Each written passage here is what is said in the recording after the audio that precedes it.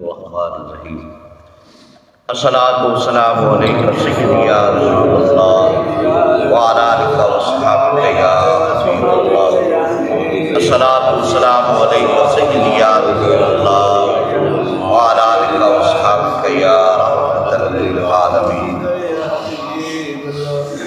حاضرین محتشم، رمضان المبارک کی آمد ہے۔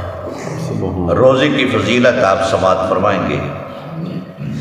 حضرت سعد بن سعد رضی اللہ تعالیٰ عنہ حدیث کے راوی فرماتے ہیں کہ امام الانبیاء حضرت محمد مصطفیٰ صلی اللہ علیہ وسلم آپ نے ارشاد فرمایا کہ جنت میں ایک دروازہ ہے جس کا نام ہے ریان، اور سرکار نے فرمایا قیامت کے دن وہ دروازہ کھولا جائے گا اور اس میں صرف روزہ دار ہی داخل ہوگا۔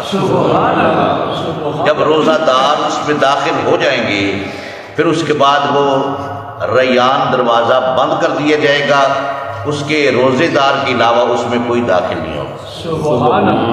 امام الانبیاء حضرت محمد مصطفیٰ صلی اللہ علیہ وسلم آپ کا ارشاد پاک ہے کہ روزہ دار کے لیے دو خوشیاں ہیں۔